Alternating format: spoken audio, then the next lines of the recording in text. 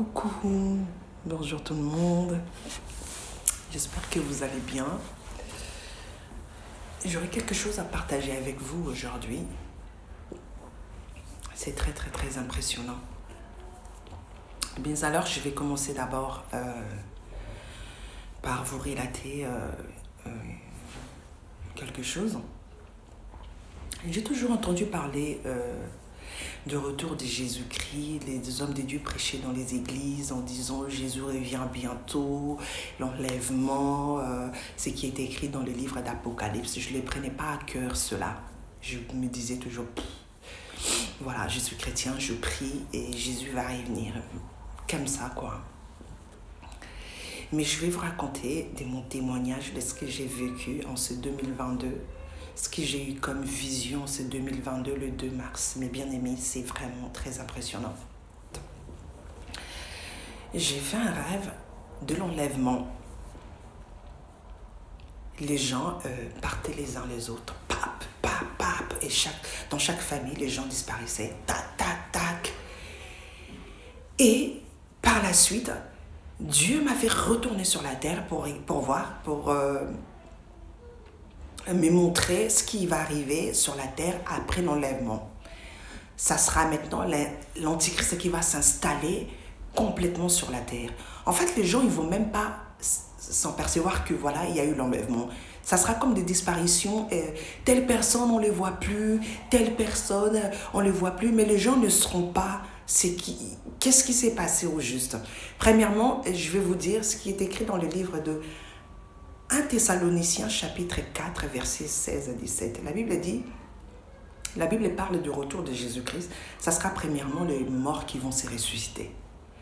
Et les morts, après le mort, ça sera nous les vivants. Par exemple, si je suis en vie, Jésus-Christ revient là, et les morts vont se ressusciter en premier, et ça sera nous les vivants, on va se réunir avec le mort, et on va monter dans la nuée à la rencontre de Jésus-Christ.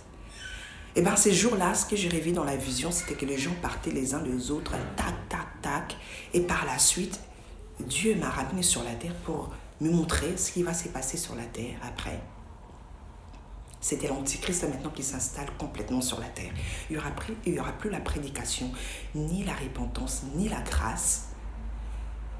Les gens vont rester comme ça, quoi. Et vous savez, s'il n'y a pas la grâce de Jésus, il n'y a pas Jésus par la suite. Et qu'est-ce qui va se reproduire après? Mes bien-aimés, partagez cette vidéo avec vos proches, avec vos membres de famille. Jésus est réel. La parole de Dieu, elle est réelle. Elle est réelle. Le retour de Jésus-Christ, elle est réelle. Je l'ai vu dans mes propres yeux comme ça, que Jésus est revenu sur la terre, récupérer ses siens.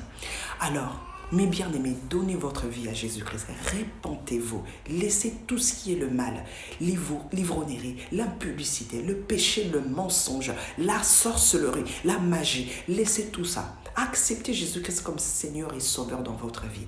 Il est écrit dans le livre de Marc, chapitre 8, versets 36 à 37. Je vais vous laisser les lire chez vous à la maison.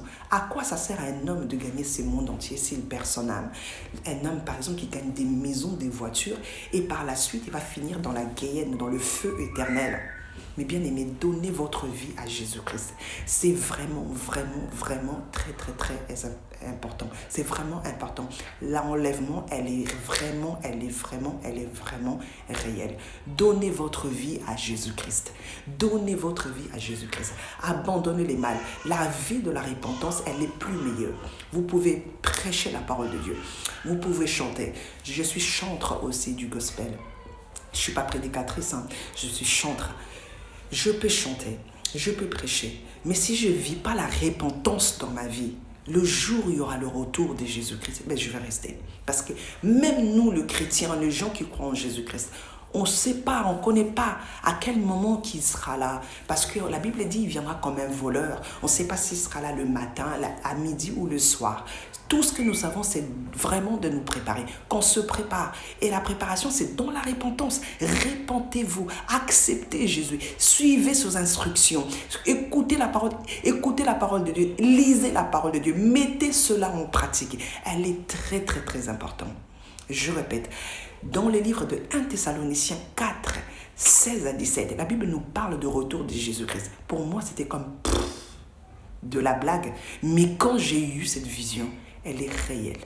Mes bien-aimés, prenez cela à cœur. Partagez cela avec vos proches et vos membres de famille. Moi, j'ai vécu beaucoup d'expériences dans ma vie.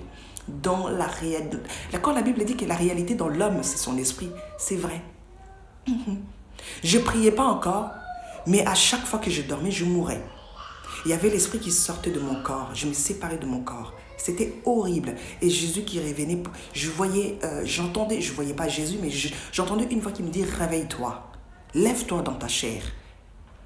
Et je vous rassure qu'en l'instant même que l'homme meurt, se sépare de son corps, il ne va même pas s'en apercevoir qu'il est mort. Pour lui, la vie, il voit la vie continuer, mais il est déjà mort. Mais bien aimés, prenez cela à cœur, c'est très important. Sur ce, je vous dis au revoir et à bientôt. Merci beaucoup.